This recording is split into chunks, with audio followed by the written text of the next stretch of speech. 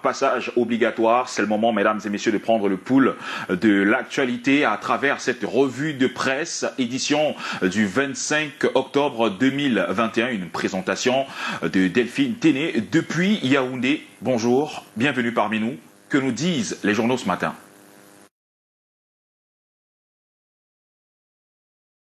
Bonjour Fidi, Patricia, bonjour, mesdames, messieurs, bonjour et bienvenue à Yaoundé pour la première partie de la revue de presse.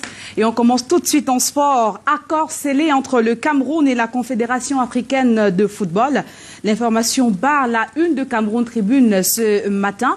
Le quotidien Capitaux Public fait savoir que notre pays, à travers la Fédération camerounaise de football, a paraphé avec la CAF portant l'accord cadre portant donc sur l'organisation de la 33e Coupe d'Afrique Total Énergie 2021, une étape décisive qui fixe définitivement le cadre juridique pour une fête du football africain que les trois parties souhaitent inoubliable. L'interview du premier vice-président de la CAF, Augustin Senghor, est à lire dans le quotidien de Marie-Claire Nana ce matin.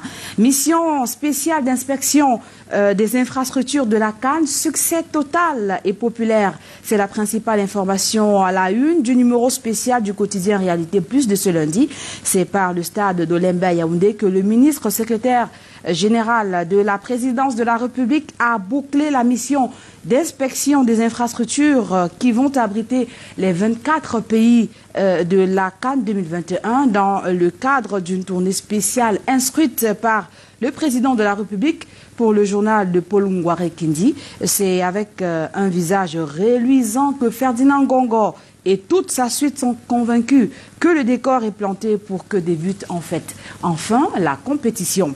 Toujours en sport, Génération Libre fait savoir que le tournoi de la fraternité en Sanaga-Maritime a été un succès total. 11 arrondissements, 11 clubs, plus de 40 anciennes gloires du football et majoritairement de la Sanaga-Maritime ont participé à cette compétition. Deux finalistes, l'équipe de Dizanga et celle de Ngambé, ont croisé le fer et ainsi au finish, le vivre ensemble a triomphé. Au cours de ce tournoi donc organisé par Jean-Ernest Massenangale Bibéré. Assaut conquérant de l'armée camerounaise dans le département du Boyo, région du Nord-Ouest. Le tri hebdomadaire Le Soir fait savoir ce matin que les commandos du centre antiterrorisme du 3e bataillon d'intervention rapide ont mené un raid à Aketch sur un camp de terroristes de la bande du pseudo-général Nopiti, au terme duquel 20 terroristes ont été neutralisés, d'importants matériels récupérés, des blessés en fuite, à lire en page 3 du journal Le Soir. D'après le journal Le Pélican, ce résultat est le fruit d'une nouvelle stratégie, d'une nouvelle approche stratégique.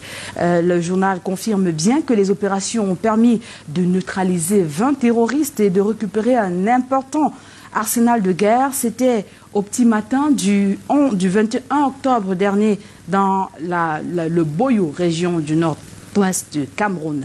Et les populations jubilent, les populations de Ndop, cette fois jubilent le décès du général des Ambazoniens tué au marché de Guaden Post, fait savoir qu'il était en collection revue quand il a été capturé et tué. Le journal de Kretianga nous parle également du général Nopiti qui a laissé donc ses 20 soldats neutralisés par nos forces de maintien de l'ordre. Avec le quotidien Émergence, on parle de ce qui est advenu des prisonniers anglophones à la prison centrale de Nkondengui, alors qu'ils sont portés disparus. Le journal de Manus Mbiaga propose des extraits de cette maison carcérale pour une destination inconnue. Leurs conseils donnent de leurs nouvelles dans ce journal.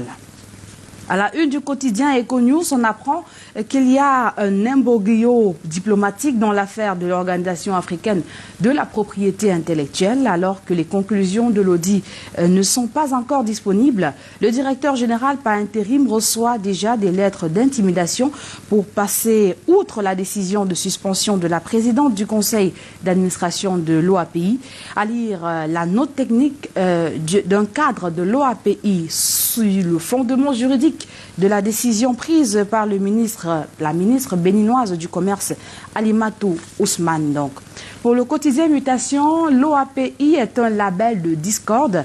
La crise est née de la suspension du directeur général de cette organisation se complexifie au point de devenir une affaire des chefs d'État. Forum des ports africains, parlons dans un cap sur la compétitivité. C'est la principale information à la une du bi-hebdomadaire Génération Libre ce matin. C'est sous le thème l'Afrique portuaire à l'aune de la zone de libre-échange continentale africaine que s'est tenu le 3e port africain à Douala. La compétitivité dans la ZLECAf était donc au cœur des discussions, des travaux ouverts au nom du Premier ministre chef du gouvernement par le ministre des Transports, Jean-Ernest Massenangale libéré. Avec l'économie report, découvrons des pistes de redynamisation de la filière coton qui, selon ce journal, est présenté comme l'un des catalyseurs du développement de l'économie au Cameroun. L'agriculture et la pêche au Cameroun sont en vitrine. Par contre, au Forum Turquie-Afrique, c'est l'actualité majeure proposée par Info Matin ce matin. Alors, le ministre Luc Magua-Magatangana a présenté les différentes opportunités d'investissement dans ces deux domaines dans notre pays. C'était lors du 3e Forum économique des affaires tenu à Istanbul en présence donc du président turc. Avec Afrique Green Eco, on s'intéresse aux conséquences du difficile accès au marché des produits agricoles. Ce journal nous rappelle qu'à cause de l'instabilité des prix et peu de rémunération qu'ils oscillent, les producteurs sont moins motivés à prendre des risques dans les investissements sur le moyen et le long terme. À ces goulots d'étranglement viennent s'ajouter les problèmes de gestion du financier et d'infrastructures, de faibles ressources humaines et surtout la faible implication des acteurs dans la production, dans les programmes et politiques sur des sujets qui les concernent. À la une du Messager ce matin, on peut lire Région du Sud, l'impossible décollage. Le journal de Jean-François Chanon nous apprend qu'entre pillage des ressources forestières avec la complicité des élites comme Comprador, malgouvernance et tribalisme, la région d'origine du chef de l'État, 38 ans après, reste en chantier. En santé, Éco-Santé s'intéresse au plan d'urgence triennal et fait savoir que le centre hospitalier des Boulouvas sera inauguré en mi-novembre 2021 au cours d'une visite d'inspection effectuée le 22 octobre dernier dans cette formation sanitaire. Le ministre de la Santé publique, accompagné du représentant résident de l'Organisation mondiale de la santé au Cameroun, a exprimé son satisfecit par rapport au taux de réalisation des travaux de cet hôpital. Roger Taffin honore le Cameroun à la 20e conférence de l'Observatoire international de la démocratie participative tenue à Cocody en Côte d'Ivoire. L'information est à la une du quotidien. Le maire de la ville de Bafoussam a pris part à ces assises qui ont duré 72 heures, présidées par le ministre Danho Claude et président de l'Union des villes et communes de Côte d'Ivoire. Cette rencontre a permis aux participants de plancher sur la thématique ville, territoire durable et démocratie participative afin de trouver les principaux leviers et l'accélération du changement pour une démocratie, gage d'une démocratie donc durable des villes. Burkina Faso, comment un pays se réconcilie avec lui-même. Le quotidien Le Jour nous informe que le FESPACO s'est achevé il y a 2 jours avec l'étalon d'or de Yenega remporté par la femme du fossoyeur, un film du Somalien Yamed Kadar. Le pays qui a accueilli ce festival traverse alors une période compliquée de son histoire. Avec le journal Intégration, intéressons-nous cette fois au premier paradoxe du Parti des peuples africains d'Ivoire, PPACI, qui vient d'organiser son congrès constitutif. Le journal de Thierry Ndon a écrit « Laurent Gbagbo plaide pour le panafricanisme. En même temps, il laisse les Tchadiens se débrouiller. Seule l'ancienne puissance colonisatrice. Laurent Gbagbo apprécierait-il si un Tchadien disait que le bombardement de la résidence présidentielle de Côte d'Ivoire en avril 2021 par les forces françaises, son kidnapping et sa déportation à La Haye ne le concernaient en rien et que la France doit faire ce qu'elle veut en Ebony.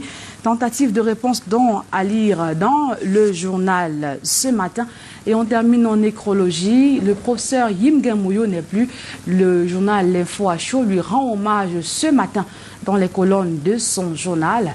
Et c'est la fin de la première partie de la revue de presse, donc en direct de la capitale. Merci d'avoir été connectés. Reconnectez-vous encore et davantage parce que cette fois, on met le cap sur Douala pour la deuxième partie avec vous, Mike Tipkio. Bonjour.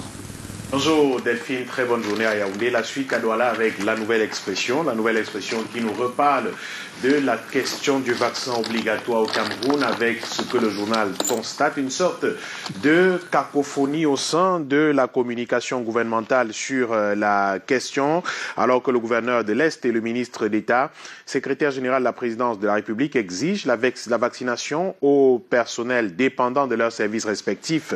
Le ministre de la fonction publique, dont dépendent tous les fonctionnaires, fait une sortie pour dire que le gouvernement n'a jamais obligé les Camerounais à se vacciner contre le coronavirus. Le gouverneur et le ministre d'État cité sont toujours pas revenus sur leur décision. C'est le constat qui est établi ce jour après les sorties de ces gouvernants qui installent la controverse autour de la question du vaccin obligatoire au Cameroun. Et contrairement à leur position vis-à-vis du vaccin, le ministre de la fonction publique a fait donc cette sortie pour éclairer la lanterne des Camerounais qui pensaient qu'il a contraint son personnel à se faire vacciner. Et à ce propos, le journal donne également la parole à un médecin pour Simon Cuissy, qui s'exprime dans la nouvelle expression aujourd'hui sur le débat qui est désormais ouvert pour ou contre la vaccination. Les vaccins contre le Covid-19 déchaînent donc des passions universelles. Au Cameroun, elles sont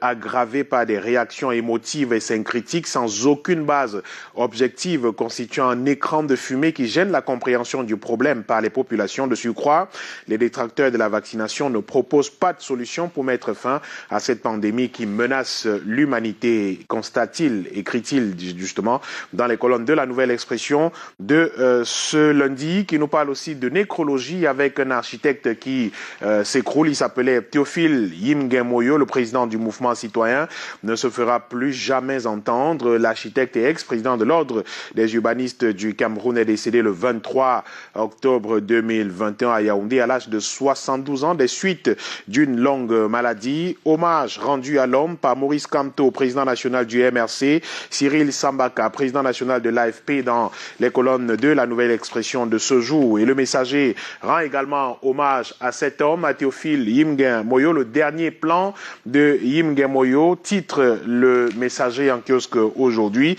L'architecte de haut vol et enseignant émérite à l'École nationale supérieure polytechnique est décédé dans la nuit de samedi à dimanche des suites de maladie.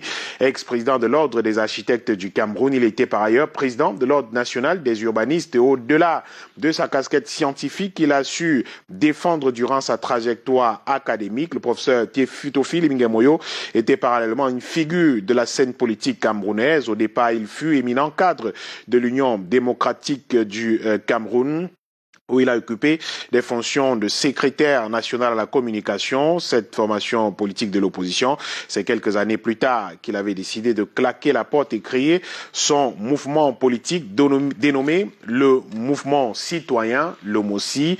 Le journal revient sur la trajectoire de l'homme dans ses colonnes aujourd'hui et nous parle à sa une de la région du sud du Cameroun. Impossible décollage, lance le Messager, entre pillage des ressources forestières et minières avec la complicité des élites compradors, malgouvernance, promotion des intérêts égoïstes et tribalisme à ciel ouvert. La région d'origine du chef de l'État, 38 ans après, sa prise de pouvoir reste encore un grand chantier. Le journal y décèle de nombreux scandales. Le scandale du sanctuaire de Mengamé, le scandale des élites attentistes de cette région également. temps et le journal qui conseille de sortir des clichés pour construire la nation, des faits et autres mis à l'endroit justement de la région du sud du Cameroun dont le décollage reste plombé aujourd'hui par le quotidien Le Messager. Kalara est également paru aujourd'hui. L'hebdomadaire du monde juridico-judiciaire nous reparle de cette affaire du jeune Haïti décédé dans des circonstances troubles à l'hôpital central de Yaoundé. 2 chirurgiens visés par une plainte pour coup mortel.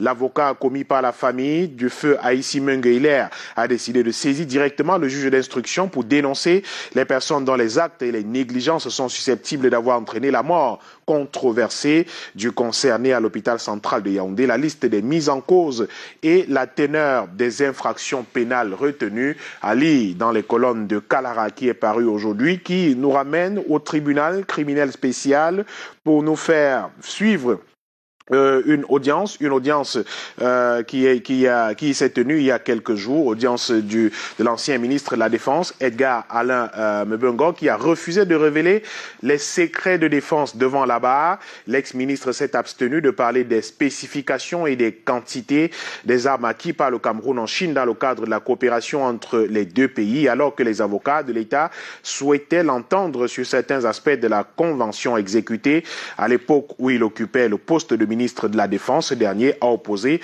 le caractère sensible du sujet. Compte rendu d'audience à retrouver dans Kalara de ce jour. Intégration est également paru et nous parle de panafricanisme avec la naissance de cette formation politique, nouvelle formation politique amenée par Laurent Gbagbo, le Parti des peuples africains Côte d'Ivoire, qui a organisé son congrès constitutif les 16 et 17 octobre dernier avec ce regard critique de Jean-Claude Ndjekiri dans les colonnes du journal Intégration aujourd'hui.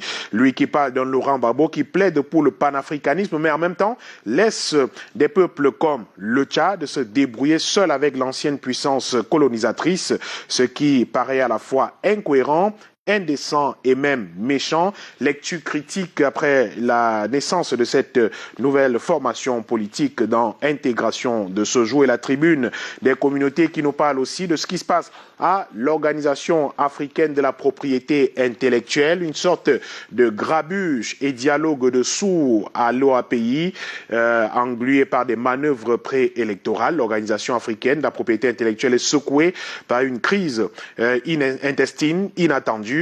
Une session de son conseil d'administration est sollicitée par le directeur général suspendu. L'œil du Sahel est en kiosque ce lundi également. Le très hebdomadaire et journal d'information du Nord Cameroun qui nous parle de la Croix-Rouge camerounaise, visiblement à la croisée des chemins.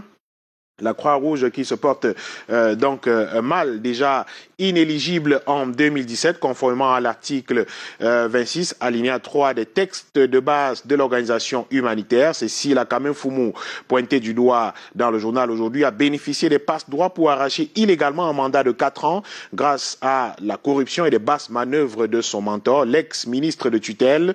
Ce mandat tant controversé qui a fait couler beaucoup d'encre et de salive est arrivé à échéance depuis le 21 août dernier, mais en dépit de son inéligibilité, cette ex-présidente signe et persiste dans l'illégalité pour institutionnaliser le cafouillage et déconstruire le dynamisme jadis existant à la tête de cette organisation, usant d'un prétexte illusoire pour se maintenir au cours de ce mandat illégal et refusant de déclencher les mécanismes de dévolution du pouvoir. Une sortie au vitriol pour dénoncer les manœuvres à la Croix-Rouge camerounaise, à lire en 2 pages dans les colonnes du journal paru ce lundi, qui nous parle aussi des réfugiés qui affluent à Djohong, conséquence des combats entre les FACA, les forces armées centrafricaines, et le groupe 3R, toujours en Centrafrique. Plus de 700 nouveaux réfugiés et déplacés ont été enregistrés à Djohong. C'est une localité de la région de l'Est du Cameroun. L'Indépendant est paru ce jour. L'Indépendant qui nous parle aussi des questions de sécurité et surtout de déstabilisation, tentative de déstabilisation du Cameroun. Le journal nous annonce une alerte maximale l'allégeance à Boko Haram et à l'État islamiste en Afrique de l'Ouest et les connexions des activistes de la crise anglophone avec les leaders du Biafra entraînent une série de menaces multiformes sur le Cameroun. Héroïque et patriote, téméraire face à l'adversité, l'armée camerounaise a rempli jusque-là sa mission, ne cédant pas aux tentatives de déstabilisation venues d'une coalition de forces occultes. Monitoring, proactivité et vigilance donc à outrance, recommandés par l'armée camerounaise qui nous donne également des nouvelles du nord-ouest et du sud-ouest du Cameroun avec plus de 20 terroristes neutralisés dans la région du nord-ouest. Ils se présentaient comme des combattants séparatistes de ce côté. L'armée camerounaise les a donc mis en déroute ce week-end. La convention de restructuration de la Sonara également sur de bons rails. L'entreprise qui va donc renaître de ses cendres, c'est donc à Yaoundé qu'a eu lieu la signature de la convention de restructuration et de remboursement de la dette bancaire de la Société nationale de raffinage entre le ministre des Finances et divers responsables bancaires. Les détails de cet événement à retrouver dans l'Indépendant qui est paru aujourd'hui. On parle des questions de finances toujours avec Ecofinance Hebdo. Ecofinance Hebdo en kiosque ce jour qui nous parle de finances et de transport, surtout avec le commerce intra-africain, les ports africains qui peuvent aider à booster les échanges. Les experts se sont retrouvés du 20 au 23 octobre dernier à Yaoundé dans le cadre de la 3e édition du Forum africain des ports, présidé par le ministre camerounais des Transports, Jean-Ns Massénangal Ebibé, pour réfléchir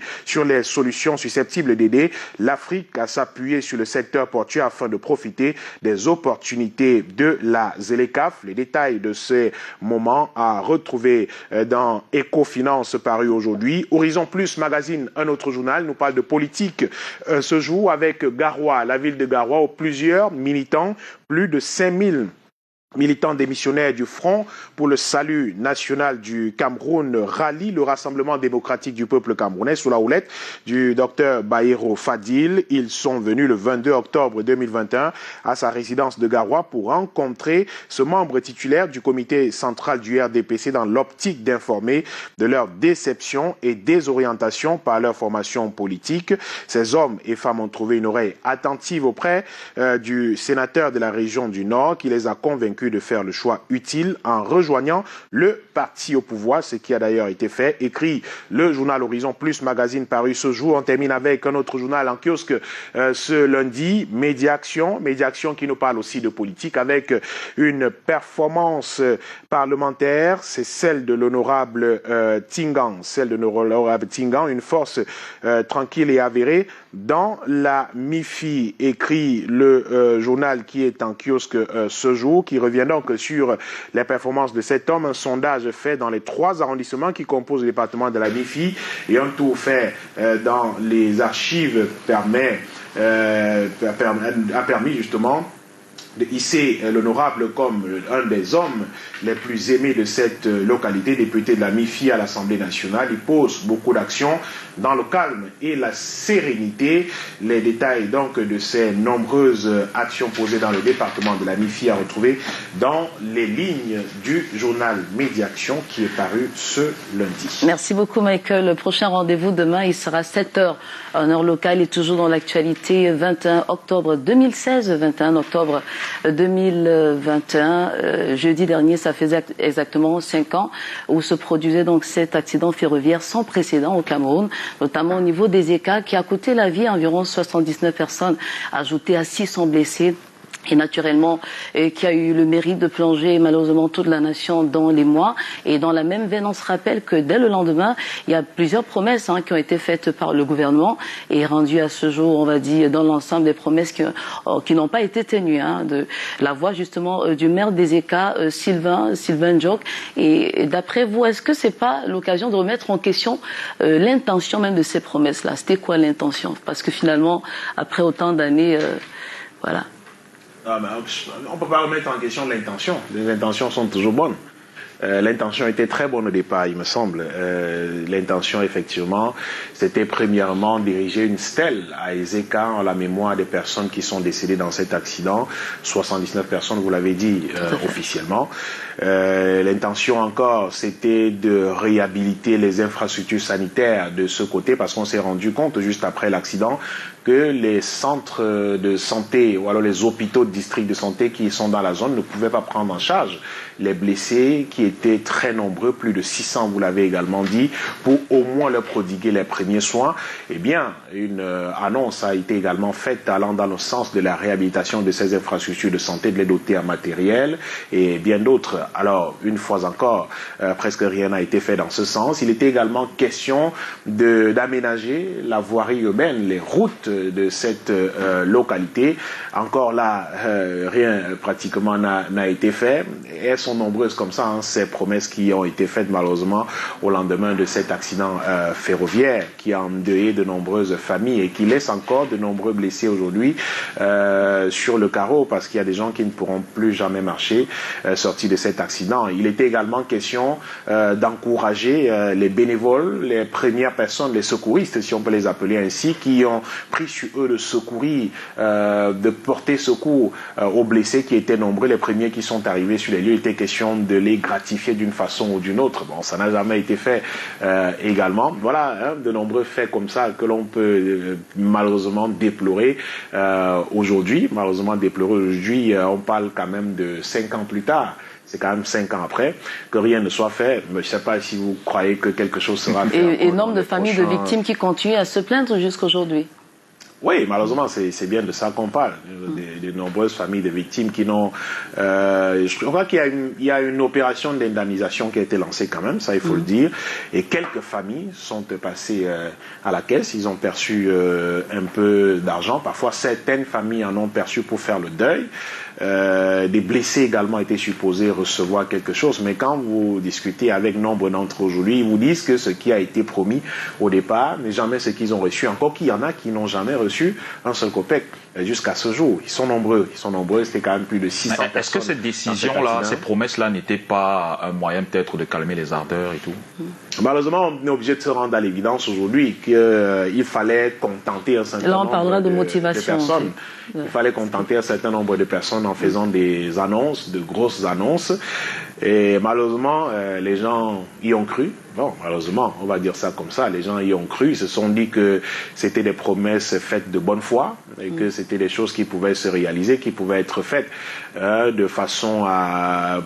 Vous ne pouvez pas calmer totalement les cœurs des gens qui ont perdu les leurs dans un accident comme celui-là, encore que les circonstances de l'accident sont extrêmement compliquées. On ne va pas revenir dessus parce que c'est des conditions vraiment fâcheuses.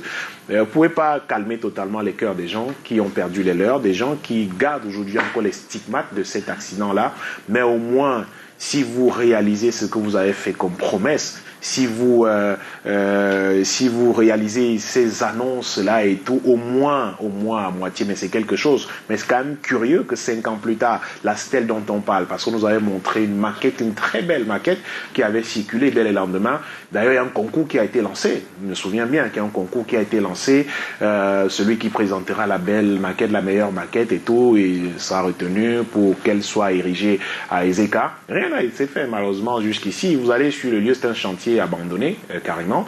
Les routes, jamais. Les hôpitaux n'ont rien reçu, absolument rien, jusqu'à ce jour. C'est dommage. Et on est obligé, justement, de dire, comme vous, Fidil, qu'il était question de contenter un certain nombre de personnes, de calmer peut-être les tensions des familles, des proches qui sont disparus, des blessés, et peut-être des habitants même de la localité, des écarts qui sont retrouvés comme ça, dans une situation extrêmement difficile, ne pouvant prodiguer ni soins, ni rien aux personnes qui étaient là, accidentées. Il fallait les transporter rapidement pour les amener soit à Yaoundé, soit les ramener à Douala, à plusieurs kilomètres, d'aucun décédé en route, soit à aider à... Non, c'était quelque chose de vraiment compliqué, que 5 ans plus tard, rien ne soit fait. Bon, on n'a que nos yeux pour regarder et pleurer, malheureusement. On aurait pu peut-être remplacer l'intention par motivation. De toute façon, si ça a été utile à ce moment, pour un tout petit peu attendrir les cœurs, notamment des familles des victimes ou encore des victimes elles-mêmes, parlant des blessés, et voir toute la nation finalement, on va dire que ça ne servait pas à grand-chose, rendu à plusieurs années après où rien n'a été fait. Merci Michael. Merci. On vous souhaite de passer une excellente journée. Je le souhaite également. Très bonne semaine également. Merci à vous. Bonne journée à vous. Et si vous me permettez, Patricia, avec plaisir. Un bonjour à un très grand ami, un ami qui nous regarde certainement ce matin. C'est le commissaire de police Roland Béré. Roland Béré, il est commissaire du 20e arrondissement. Oui, le commissaire du 20e Il nous regarde de arrondissement. quelle ville en fait? Il nous regarde de Douala, certainement, peut-être de Manoka ce matin, parce qu'il est pratiquement entre les deux. C'est un fidèle de cette émission. Ah, merci beaucoup, vraiment un coucou. On lui fait un grand coucou, hein. C'est toute l'équipe qui lui fait un grand coucou. Et dans la même veine, on fait également un grand coucou au berger exemplaire, le révérend pasteur Bilé Bédi Mathurin, qui est donc pasteur au sein de la Native Baptist Church of Cameroon. Allez, on est rendu à quelle heure?